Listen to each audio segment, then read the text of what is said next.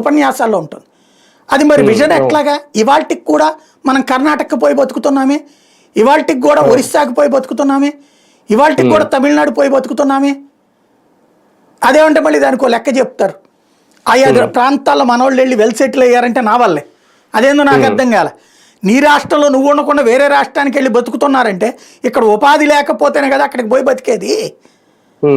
అక్కడికి వెళ్ళినోడు కూడా అలా నా గొప్పతనం వల్లే వెళ్ళాడని చెప్పుకుంటే అది విజన్ అనుకుంటే ఏమనుకోవాలి మనం? అవును అవును.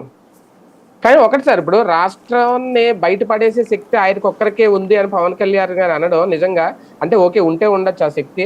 నిజంగా గత 5 ఏళ్లలో జగన్ ఉన్నప్పుడు అంత దారుణంగా రాష్ట్రం అంత నాశనం అయిపోయి ఇప్పుడు బయటపడడానికి ఎవరు, అదేదో సినిమాలో ఉంటుంది, అరుంధతి సినిమా అనుకుంటా, ఆ పశుపతిగా మారినప్పుడు ఒక్కసారిగా పంటలన్నీ నాశనం అయిపోతాయి, మనుషులందరూ ఎండిపోయి పక్క చిక్కిపోయి కనీసం తినడానికి కూడా తిండి లేకుండా ఉంటది. ఒక అంటే కలర్ఫుల్ సినిమా నుంచి ఒక నెగిటివ్ పిక్చర్ కొద్ది అలాగే అయిపోయిందా గత 5 ఏళ్ళు. ఇప్పుడు దాని నుంచి బయట పడేయడానికి ఒక శక్తి రూపంలో బాబు గారు వచ్చారు అనేది నిన్న పవన్ కళ్యాణ్ గారు చేసిన వ్యాఖ్య ఒక అద్భుతమైన ప్రశంస కూడా. నిజంగా రాష్ట్రం అలా అయిపోయిందని అనుకోవాలా ప్రజలు? నిజంగా అయిపోయిందా గత 5 ఏళ్ళు?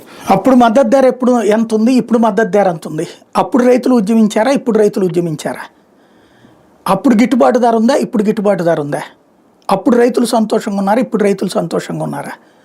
అప్పుడు పేదలకు సంబంధించిన సంక్షేమంతో సంతోషంగా ఉన్నారా, ఇప్పుడు సంతోషంగా ఉన్నారా? వీళ్ళు ఒకసారి గ్రౌండ్లో చెక్ చేస్తే తెలిసిపోతుంది. ఆయనకి ఏమీ లేని ప్రపంచం కావాలంటే